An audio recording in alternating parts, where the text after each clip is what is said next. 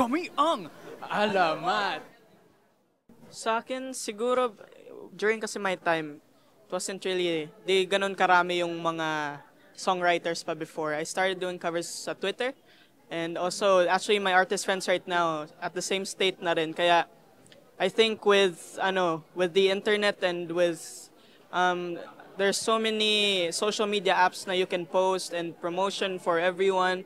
Kaya I think ngayon sa OPM scene, wala nang mas open na yung mga tao na i-share yung mga kanta nila, not like before. Actually, noon talaga sobrang mahiyain yung mga tao. Now, I think everyone's able to like really share what they have in the vault or kung ano yung talent na meron sila sa pagsusulat. Kaya, yeah, I think I love to see the OPM scene bloom. Kaya, yeah, hope to hear from a lot of other OPM artists out there.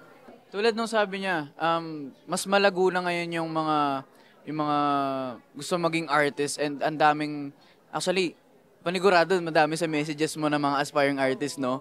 Na-inspire mo, ganun. And nakikita naman siguro natin, ang daming umuusbong.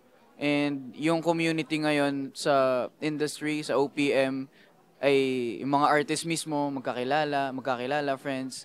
And ang sarap din mang-encourage ng mga aspiring artists na gawin mo lang yung gusto mo and sundan mo yung kung anong sinisigaw ng puso mo. Basta para sa art, basta para sa musika.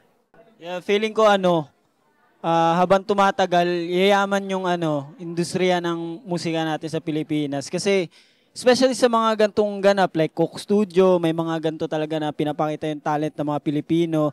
Kahit na yung mga bago pa lang na possible ng artist pa lang, sinasalang dito.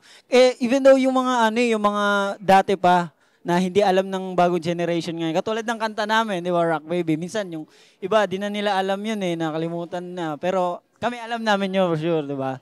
So, biglang ma-amaze sila, ay, ganito palang kanta, ganda. So, ayun, nagpapasalamat kami sa mga gantong ganap.